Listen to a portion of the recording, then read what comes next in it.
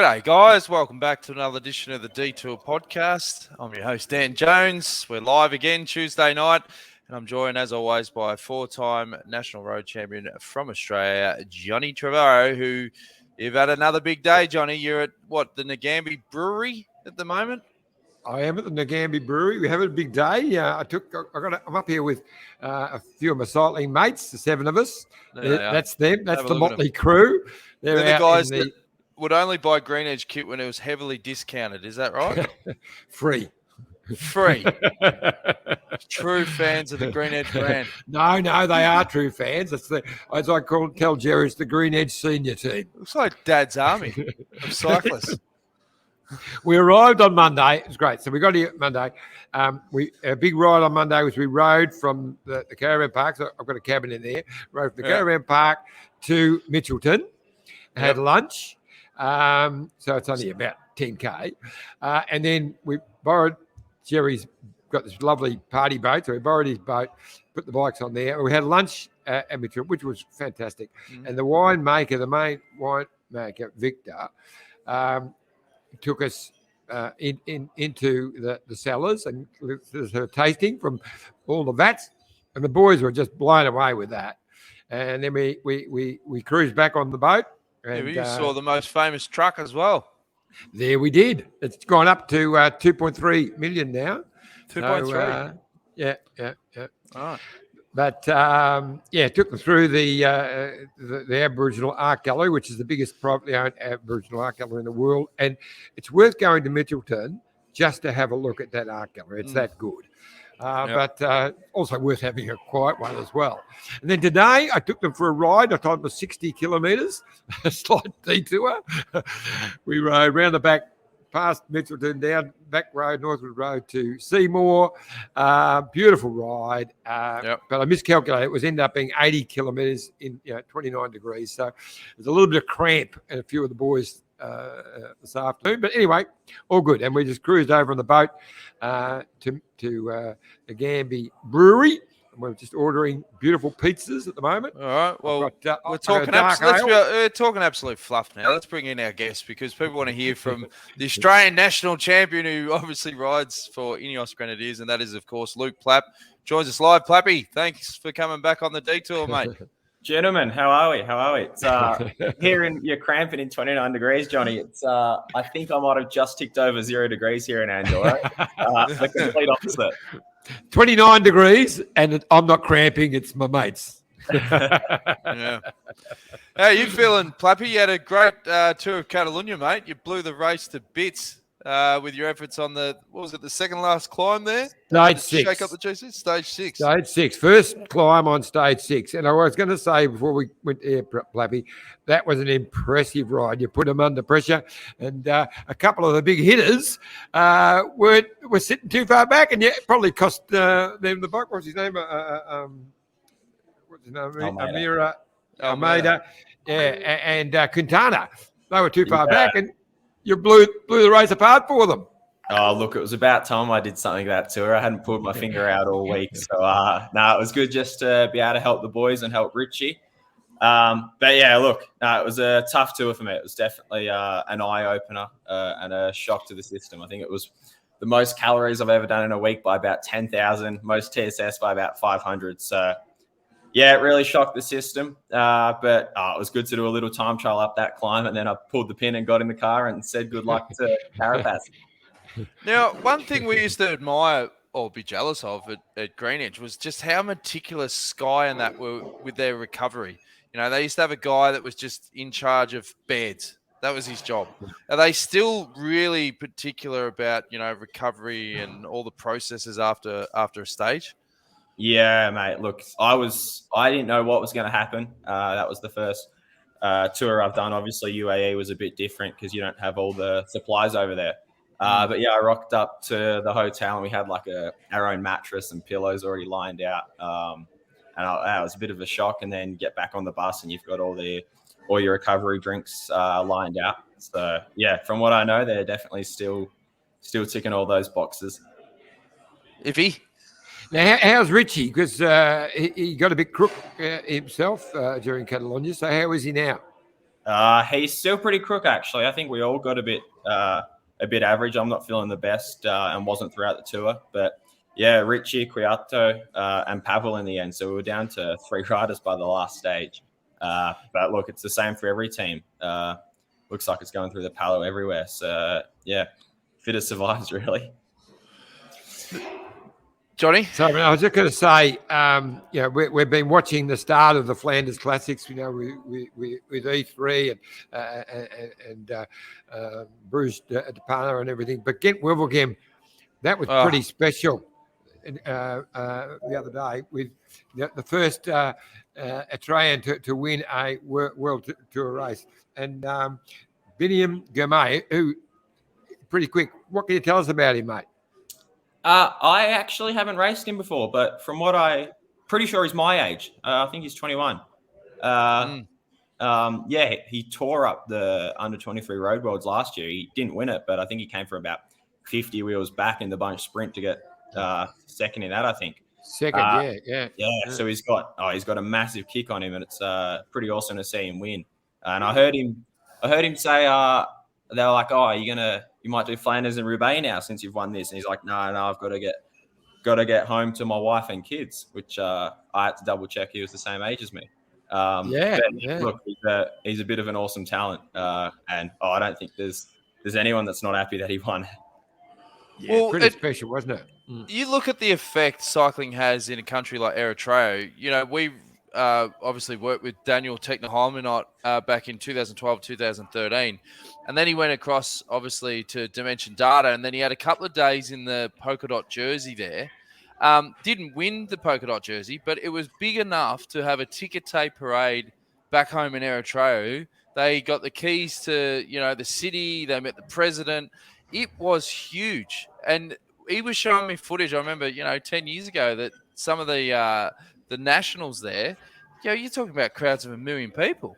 Like, it was just insane. So I can only imagine that is the first World Tour race, I think, that an Eritrean's won. That's going to be huge. Absolutely huge. That was, his second race in Belgium or something? And he was up there in San Remo too. Like, the man's going to be flying. But it was similar to what we had in Catalunya. Obviously a different country, but with Carapaz and the Ecuadors, there was 50 people deep. Like, I reckon there's 300, 400 people outside our bus. We couldn't even get into our bus, and they're just chanting his name, like Carapaz, for half an hour until he came out and waved to him. But he can't step out the bus, or else they'll just like swarm him, and he won't be able to go anywhere. Like, he's their god, he's their hero over there. So I can only imagine what it's like in Eritrea. But yeah, and if you look at the nationals from Ecuador, there's about 5 deep just for their championships, which is more than you get for any bike race here in Europe. It's crazy. Now, I've got a couple of live comments. Janice Ashcroft says, "Hi, guys." Matthew Bourdignon says, "Hey, guys, great efforts by Plappy in showing the Aussie jersey on the front was so good to see, doing us proud." Now, Jethro Nagel says, "Plappy, no leather jacket? Thought it may have got a run today." It's actually in the cupboard. Like, I chose my long sleeve Belstaff top today, but the leather motorbike jackets here in the cupboard in Andorra. Don't know if it'll ever come out. Well, Jason Cruz says, "Morning, gents from the Maldives." G'day to Jace. Matthew also says, "Can't believe we've gone 7 minutes without a Bay Crits mention." That is a record. Benjamin Foxcroft says, "Great show, boys. Can you ask Plappy if he thinks he is the fastest Aussie sprinter in the peloton now?" Myself, or who is the fastest Aussie? Can you ask Plappy if he thinks he is? I think that's a big call. Maybe it's better to say, who do you think is the fastest Aussie? Yeah, if there's any race that's flat, I wouldn't even line up in it. Yeah. TT would be flat TT. You'd probably have the Aussies covered, you'd think. But who do you think is the fastest Aussie sprinter? I mean, that's pretty straightforward. Yeah, King Caleb. There's no other. King Caleb. Yeah. Nothing else to discuss there, is there? Look, he's won the Bay Classic that many times. He's the fastest sprinter in the world, isn't he? Let alone Australia. Yeah, I agree. Right. I agree. He is. Yeah. All things being even, he's the man. Yeah. Sam Roberts said, "Sensational riding, Plappy. Love our Aussie riders doing well." We mentioned that I think the last episode, obviously Ben O'Connor is still doing some great things. There is such a plethora of rich Aussie talent in the peloton, Plappy. Are there any that you think should get more coverage that they simply don't, that are flying under the radar? I think it's after Catalunya, they probably will now with Caden, Skip, and Ben O'Connor. It was actually funny. On stage 2 with 100K to go, Caden's like, "Oh, I'll get up today," and I was in Hoop Group about half an hour back, just waiting to see who won, and he won. And then the next day, Ben O'Connor came up to me with about 120K to go on the first mountain pass over 2,000 meters with 2 more to go, and he's like, "Oh, I got pocket aces today. I'll lay them all down and see how we go." And with about 15K left of that climb, he went up the road and no one saw him again. Yeah, great ride. Yeah, do you find, I was thinking, do you find similarities between Adam Yates, who you obviously raced with at UAE, and Richie Port, in that they're littler guys, they're GC, they're angry, but they're funny bastards? Oh, yeah. They're absolutely quality blokes. I think that's probably the biggest eye opener or the coolest thing that I've found is like just how good of blokes they are. And I love working for them and being in that team. It was just a shame Richie wasn't there for more than 2 days this week. But yeah, look, they're absolute ripper blokes.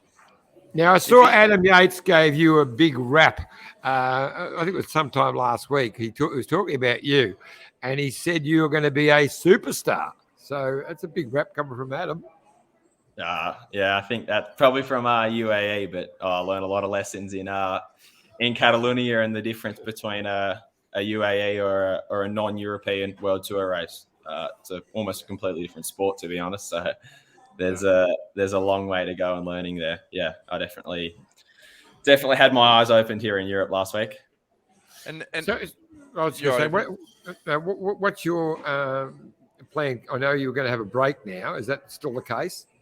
Nah, so I've got a week off, and then I got Sarthe, which is a 4-day French tour, which starts next week. And then another week and a bit off, and then Romandy, which is probably the biggest race I'll do for the year. Just over a week long, 2 TTs, World Tour race, and a lot of the guys use it as tour prep. So I think for me, that's probably my biggest race of the year, and with 2 TTs, it's a pretty good one to target. And how are you finding life over in Europe, and particularly being settled there in Andorra? Obviously, you were just saying earlier that it's 0 degrees, but how do you go with the sort of shift with the training and the location and all that sort of stuff?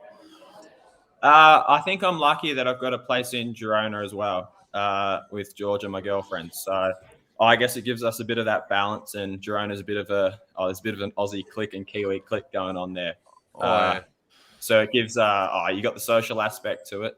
And yeah, this is the first time I've been in Andorra this year. I spent a bit of time here last year. So looking forward to getting back into it and just acclimatise to the weather, to be honest. That was the biggest thing I suffered with Catalunya coming from Australia and UAE. So I almost need to open all the windows, not have the heater on, be in T-shirt and shorts, and just cop the cold and teach my body to adapt to it. It's been, I think, almost 4 years now since I've had a winter. So the dream, but yeah, it's about time to get into reality and get used to it, I think. Now, I saw an amazing story on Egan Bernal, who's back on the bike. So when you look at all the injuries he had, that is sort of mind-boggling to think he's back on the bike. Have you heard got any inside goss for us, Plappy? He had another day on the bike today on the road, so 2 in a row, which is pretty awesome. Not a lot of weight bearing, but I think if you look at where he's come from, to be on the road already is pretty awesome. And knowing how fit he is in our support team and staff here at Ineos, yeah, he's getting the best, and I'm sure he's going to be well ahead of schedule to what anyone else in the world probably would have been. Now, what we're going to do is a quick drinks break, because if you're at a brewery, so you'll probably need a top up. If you've got any questions for Plappy, get them ready, fire them in. There's a couple that I'm going to read out on the other side of the break, so stay tuned. Look at this bike. You think it's just a bike, right? But it's not. It's a bike 374 people are looking at. This guy, this girl, them, all looking at it. People from here, there, and wherever this is. People that are looking for a bike. Or just a piece of it. Amateurs, semi-amateurs, and pro-amateurs. This guy wants this bike, but with this crank and these bars. This could be the perfect match. But not this one. This girl has a bike to sell, and thousands of people might purchase it. Eyes on Bikes help grow small businesses. His, hers, yours, and the latest data and insights help those businesses keep moving. We are the world's #1 bike marketplace, with over 500,000 products and 900 brands, where buyers and sellers are brought together in a place where a bike is never just a bike. Bike Exchange, where the world buys, sells, learns, and rides.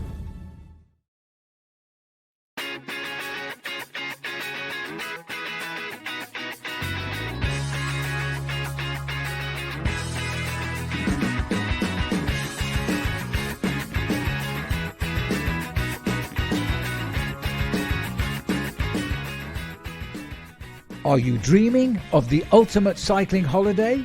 Mumu Cycling is the best in the business. Official tour operators for all Grand Tours and monuments, you will ride the best climbs. Enjoy VIP access and race viewing, all hosted by some of the world's best pros, including 17-time Tour de France rider and Paris-Roubaix champion Stuart O'Grady. Start planning your ultimate holiday at www.mumucycling.com.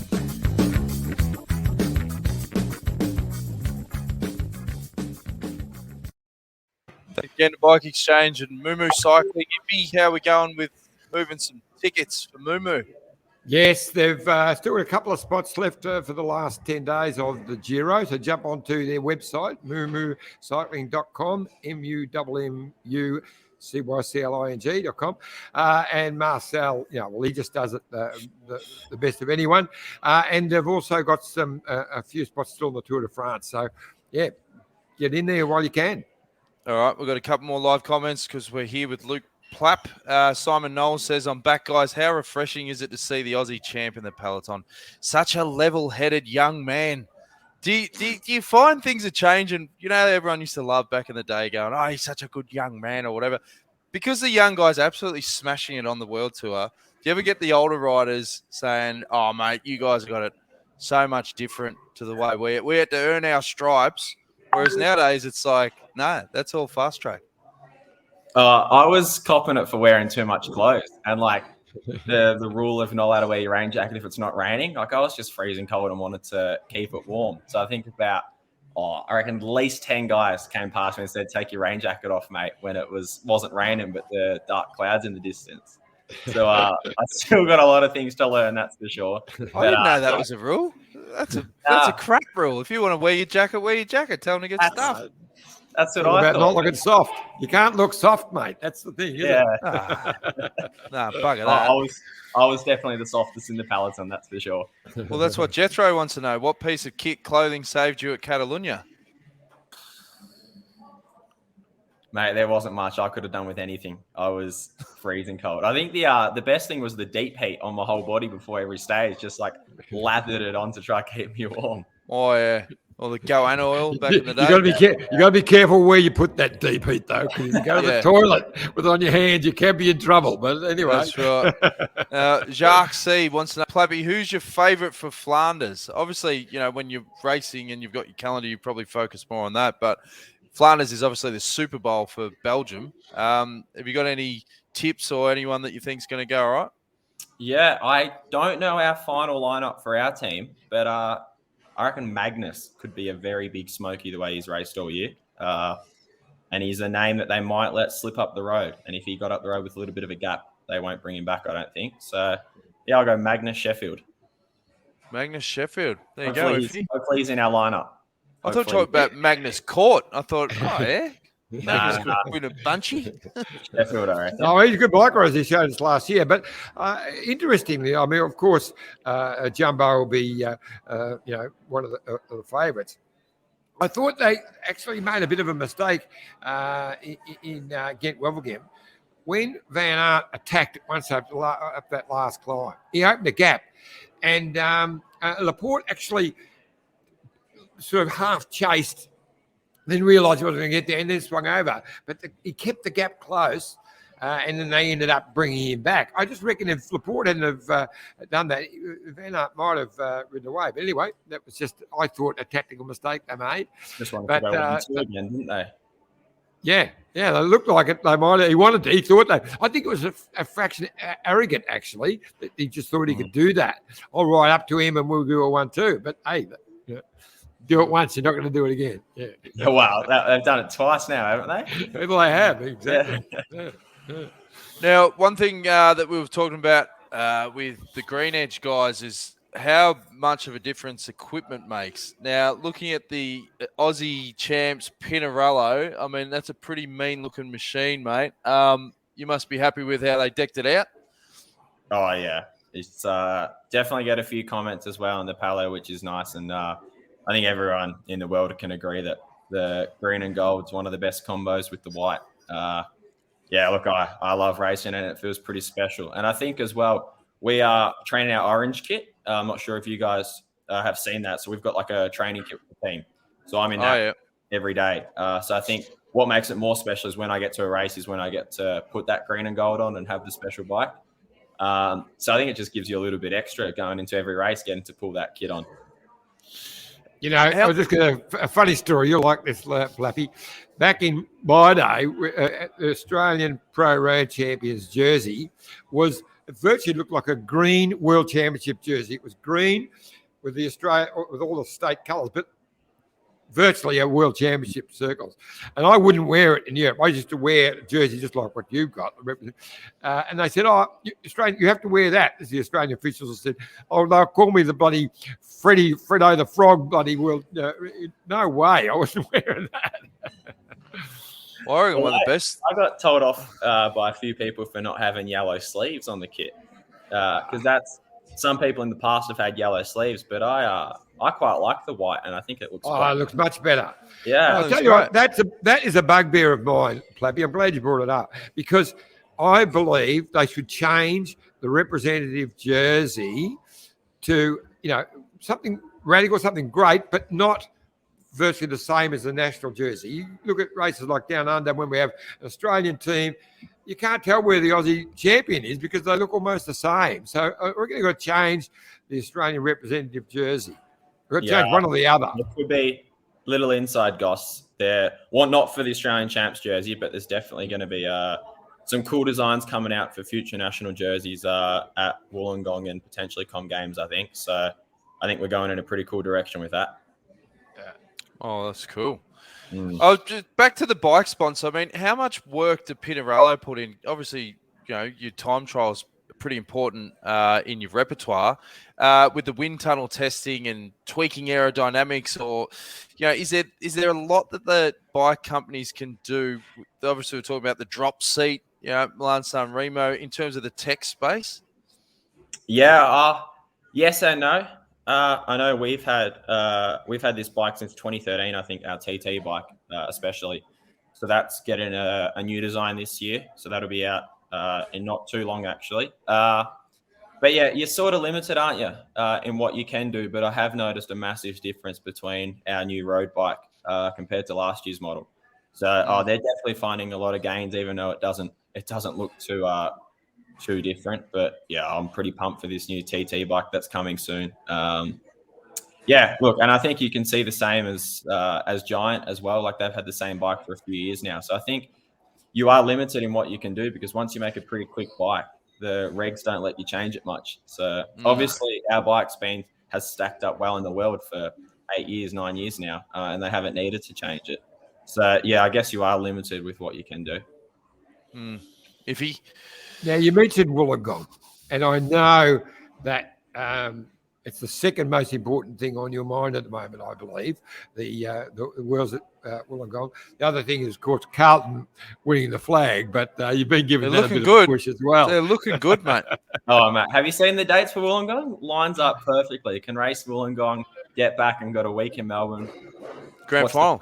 Yep. Come down and watch the Magpies win the flag. Lines Exactly. up perfectly. Mate, you can go to the Van Sang Lutch, the grand final league. Yeah. That's always a good one. We'll Get you up as a guest speaker. We'll Yeah. take him along. Yeah, Wollongong fits in between the week break before the granny, so I'll be able to be in Melbourne, watch the prelim. Have you got one of the AFL live passes where you can watch it over in Europe? Yeah, how good. Yeah, I do. Spent it's only $120 or something. Yeah. And so every day on the bus on the way to Catalonia, I had it up, and all the Euros are like, "What is this sport?" Trying to explain it to them, and you feel sorry for them that they don't understand footy, because it is one of those sports that if you're in, you are super passionate. I remember watching the Hawks games, and they'd be like, "What are you up and about it for?" Yeah, but then I got in trouble because I kept talking about I was referring to it as soccer, and they had I was referring to ours as football, and they were like, "Oh, what's?" Because they think soccer, and then I realized they don't call it soccer like we do. Yeah. So, a lot got lost in translation. Got another question for you from Sam Roberts. He says, I was lucky enough to ride with Will Clark in Tassie last week. Top bloke and still a strong rider. Who's a great bloke you ride with overseas, Plappy? Oh. See, I train a lot over here by myself. So you're a loner? With Richie in Tassie. But I train a bit alone over here. Is that because you've got such a specific program and you've got certain efforts and all this sort of stuff where it's not as simple as just going, hey, do you want to go for a training ride? Because every ride is different. Yeah, you can start together. I've done a few rides and you do the first hour together. There's a warm-up and then you split off.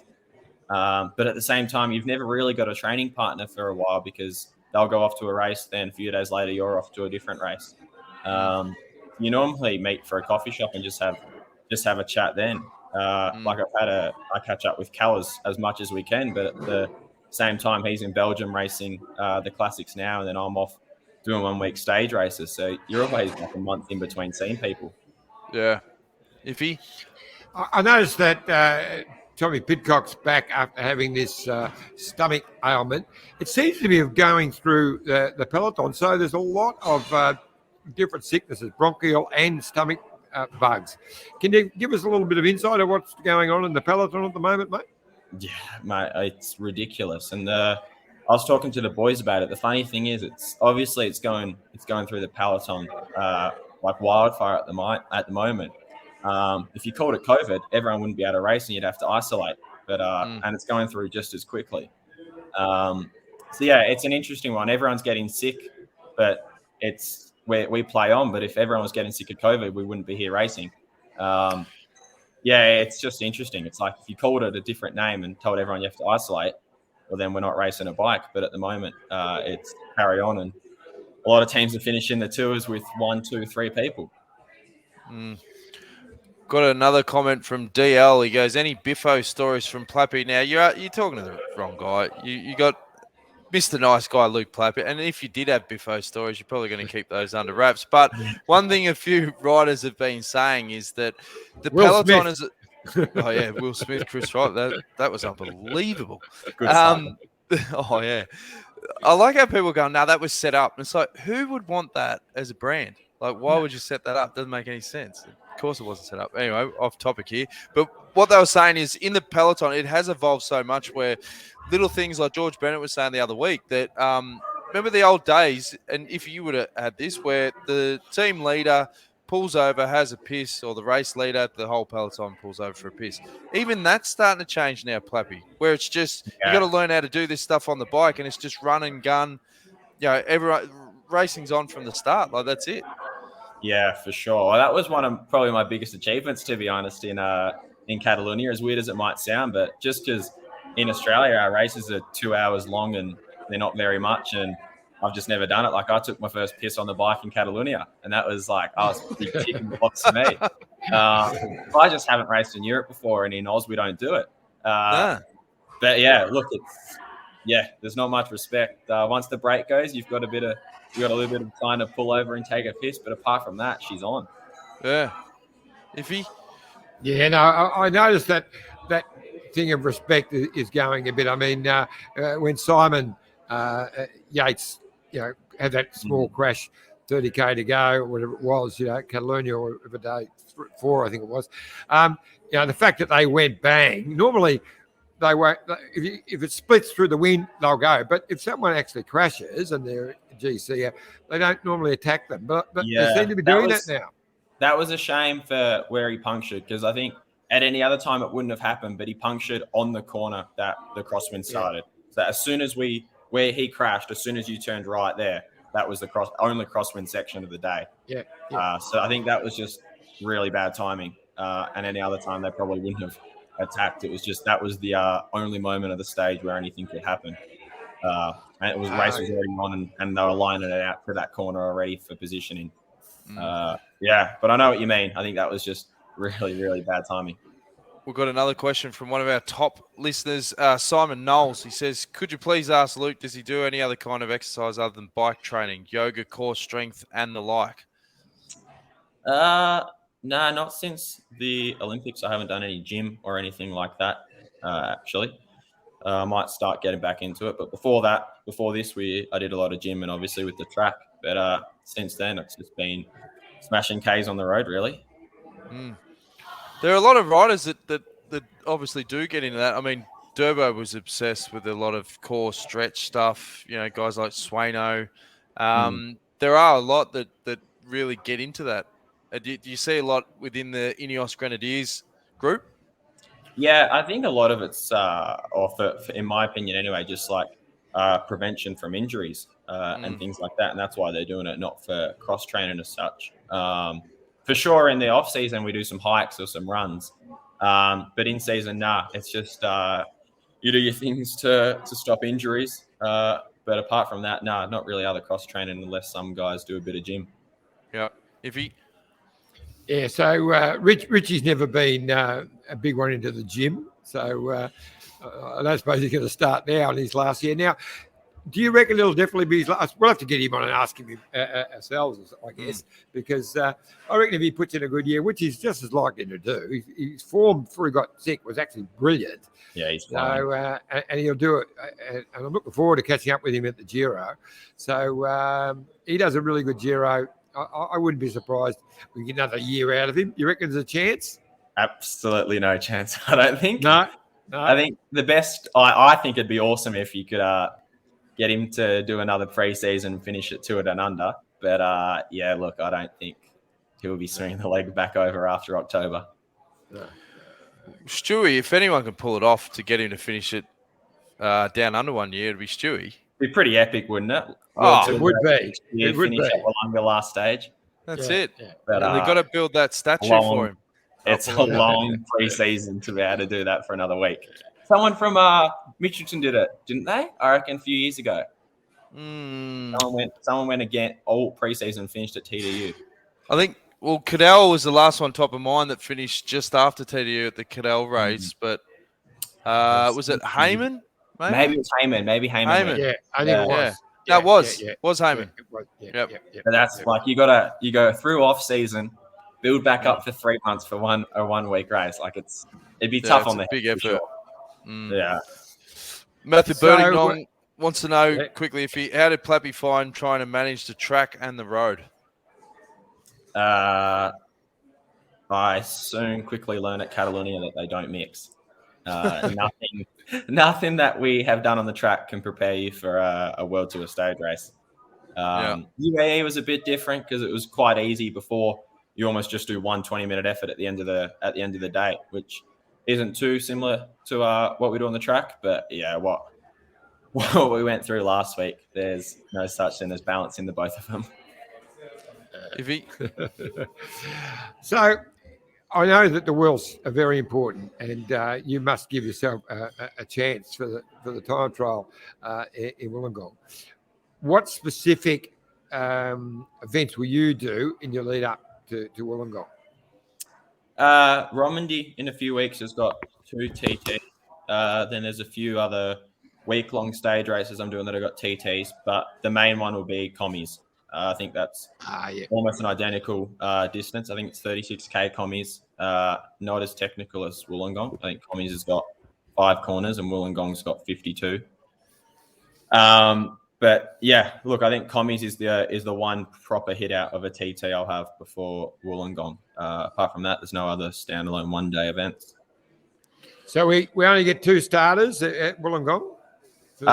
3 it's your home worlds, I think, maybe. Oh, okay. Great. I don't know if that's the same for the TT, but you definitely get an extra one if you're the host of the race, I think. Fantastic. And same with if you win Oceanias, which next week, I think, on the road, if the continental champion gets an automatic qualifier to worlds, I believe, unless that rule changed. So if Australia was to win Oceanias in a few weeks, I think we get an extra spot. There's some rules in there where you can get a few extra, like Belgium last year, I think, had a couple extra. Or Have they announced the course yet for the road race? Finally, yeah, They haven't. Have they? the full course. I don't think they have. Maybe No, I don't not. think they have. We know the course, but they haven't Yeah, named final. when are what loops are going to be where. So we know the course for the time trial, with the road race. Well, the TT circuit is the city circuit of the road race, no? Yes, And then that's right. And then it's just the point to point from the road race that's missing. Yes, but there's 2 circuits. The road race has got 2 circuits. It's got the circuit, the small one. It's got a big circuit with a real big hill, and they haven't announced where that's going to be. Whether it's do that and then the small circuits, or they're going to put it near the end, which would change. He's the man, isn't he? He would have been. Yeah, well, it's a shame he didn't come on the show tonight. We could have kicked him up the ass. Yeah. So where is it? That's why check it out. Oh, look, apologies for seen some whispers and things about it. yeah. But we'll have to. Yeah. But apologies for Scotty, because we advertised that he was going to be on Scotty Sunderland. Yeah. But of course he is. It's going to be the circuits anyway, because you've got to have a certain amount of them to finish. Yeah. I don't think I wouldn't think that anything before that's going to make a massive difference to the race. Yeah. So as I was saying, apologies to Scotty. He was coming on, and we did advertise it, but he's flat out with the Flanders Classics, and they had a big meeting. Got called this morning, so he couldn't. I would have liked to ask him why so many corners in the TT. Would have been good to have a chat to him. Well, and I would have liked of him to say, "Sorry, guys, I can't do a meeting about Flanders this week. I'm on the detour." Where's the priorities? Should have done the Scotty. detour and could have asked. We've always been there for you, mate. Whatever you need to promote, we're always there. Oh, well. Move on. And then, all right, well, Plappy's probably got a lot of stuff to do in beautiful Andorra with 0 degrees. Might get the skis out iffy. Why don't you try and wrap things up with some gold nugget questions? Well, the one thing I noticed, Peter Sagan, who is one of my favourites, he's had trouble getting back to the form that we know, and I see he's just pulled out of Tour of Flanders, which is a real disappointment. Have you heard anything in scuttlebutt to what his challenges are at the moment? Nah, look, I wouldn't have half a clue what he's up to or what he does, and I think every race that he does is the opposite to what I would do. So Yeah, that's sign up you there. There's much gold flakes Pretty on that. question, I reckon. Got anything else, mate? Well, I just think that we should talk about the women's races. So it's been it's been fantastic. I see the world champion has really in great form. She won again, won the women's Weville game. Elisa, and she's so quick. Oh, here's trouble. We've got the detour boys, the green edge old fellas. Yeah, Balsamo. She was fantastic. And they've got some great races coming up. So it's good to see that the women are now getting all the major classics right through to the Ardennes, the same as the guys. So it's fantastic to watch. So I've got obviously my missus Georgia's doing all of them. So she's got Flanders and Roubaix coming up, which is like you said, it's pretty awesome just to hear the women be able to talk about that and the tour, obviously. But yeah, I'm looking forward to seeing G try tear it up at Flanders. And yeah, like you said, Balsamo and that DSM girl, Weebs, I think it is. Weebs, yeah. They've been dominating the sprints. Yeah. So I reckon if the Mitchell's Bike Exchange girls, can get it right, maybe unleash Georgia and let her track power go in a drag race sprint, it'll be pretty exciting. Exactly. We've got one more comment before we wrap things up, mate. Jethro says Connor Lee just broke the men's Australian IP record. Thoughts? 4 minutes 10. Yeah, I've seen that. Unfortunately, at Nationals, you're restricted to equipment and what you can use. Connor's gone a lot quicker than that in training before. and in some simulations we've done together, actually. So I'd be good. I think there's a World Cup coming up in a few weeks that I'm going to with him on the track, and he'll have obviously the best equipment there. So I'm expecting him to take at least 3 seconds off that time, I reckon, because he's done it before. But yeah, it's good to see that record's officially changed. It's been a few years now that Bobridge has had it. But yeah, I reckon Connor can go close to sub 4:05, I reckon, when he comes to Europe here in a few weeks. Good stuff, mate.